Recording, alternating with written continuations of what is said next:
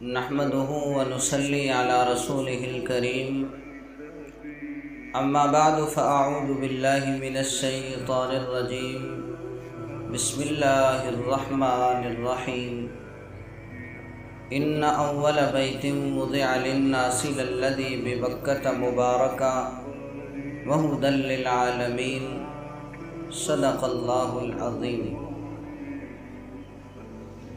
میرے انتہائی واجب الاحترام معزز سامعین و ناظرین، آج کی گفتگو کا موضوع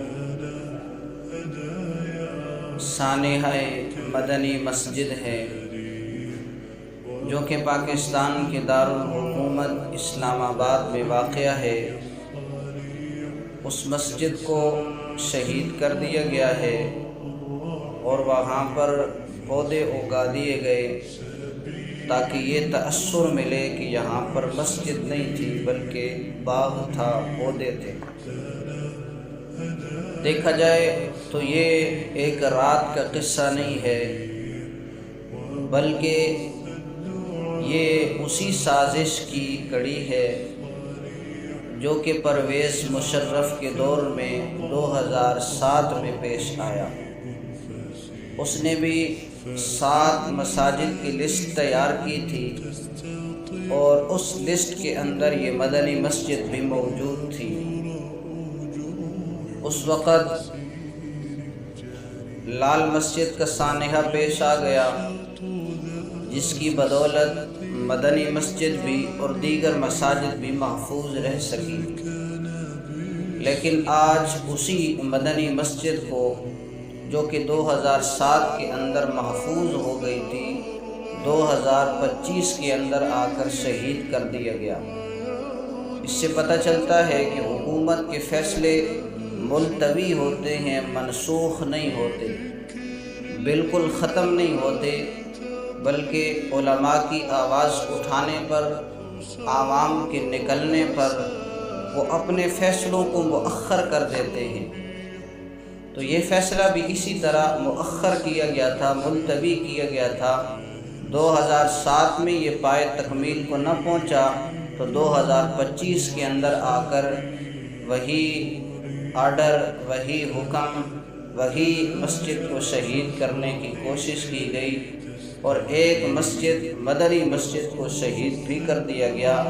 اور اس دفعہ تو 50 مساجد کی لسٹ تیار کی گئی کہ ان تمام مساجد کو شہید کیا جائے گا۔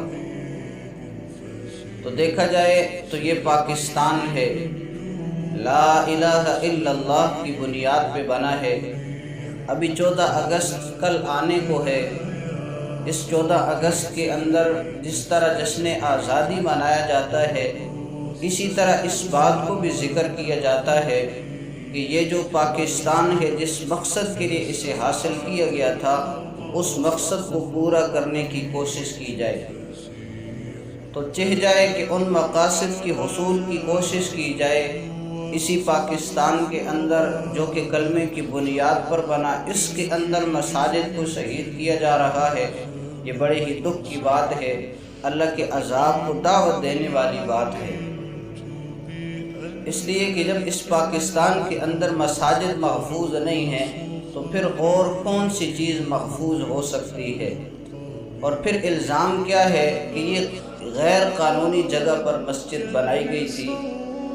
تو بتانے والے بتا رہے تھے، سوشل میڈیا پر یہ بات گردش کر رہی ہے کہ یہ مسجد پاکستان کے بننے سے پہلے بنائی گئی تھی۔ 1932 کے اندر یہ مسجد تیار کی گئی، 1947 کے اندر پاکستان بن رہا ہے۔ تو پاکستان بننے سے پہلے مسجد کا وجود ہے، تو یہ مسجد غیر قانونی کیسے ہو سکتی ہے؟ اور پھر یہ کوئی پرائیویٹ مسجد نہیں تھی، بلکہ حکومت کے تحت تھی۔ حکومت محکمہ اوقاف کے ذریعے اسے خود چلا رہی تھی۔ اس کے جو امام تھے انہیں حکومت کی طرف سے تنخواہ مل رہی تھی، بجلی کے بل ادا کیے جا رہے تھے، گیس کے بل ادا کیے جا رہے تھے، پانی کی بلنگ ہو رہی تھی، دیگر جو اخراجات ہیں وہ سارے کے سارے اس مسجد کے حکومت وصول کر رہی ہے، ٹیکس وصول کر رہی ہے۔ تو اس وقت نہیں دکھائی دیا کہ یہ غیر قانونی مسجد ہے کہ راتوں رات اسے شہید کر دیا گیا اور اس کی جگہ پر پودے اگا دیے گئے، یہ کہاں کا انصاف ہے؟ حالانکہ مسجد جو ہے یہ اللہ کے گھر ہیں۔ اللہ جل شانہ قرآن کریم کے اندر ارشاد فرماتے ہیں، ان اول بیت وضع للناس للذی ببکۃ مبارکا وہدی للعالمین، کہ بے شک جو پہلا گھر بنایا گیا ہے مکہ کے اندر لوگوں کے واسطے وہ بیت اللہ ہے۔ تو یہ جو تمام مساجد ہیں یہ بیت اللہ کی بیٹیاں ہیں۔ جس طرح بیت اللہ کا ادب ہے اسی طرح تمام مساجد کا ادب کیا جائے، نہ کہ انہیں شہید کیا جائے۔ اس لیے مسجد کی بقا ہے تو دین اسلام کی بقا ہے، مدرسے کی بقا ہے تو دین اسلام کی بقا ہے۔ یہ دوسرے لفظوں کے اندر مسجد کو ختم کرنے کی کوشش نہیں کی جا رہی بلکہ اسلام کو ختم کرنے کی کوشش کی جا رہی ہے۔ اگر مساجد کو شہید کر دیا جائے تو دین اسلام پھر پاکستان کے اندر باقی نہیں رہ سکتا۔ یہ پاکستان کو سیکولر بنانے کی کوشش کی جا رہی ہے۔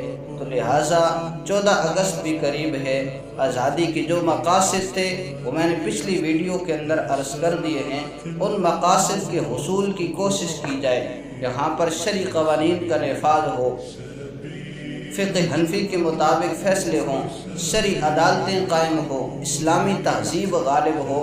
پاکستان جس مقصد کے لیے بنا تھا اس مقصد کے حصول کی کوشش کی جائے، نہ کہ اس کے اندر جو مساجد ہیں، مدارس ہیں، ان کو شہید کرنے کی کوشش کی جائے۔ بحمد اللہ تعالی تمام علماء کرام اس کے خلاف آواز اٹھا رہے ہیں، دیگر سوشل میڈیا پر بھی آواز اٹھانے والے آواز اٹھا رہے ہیں۔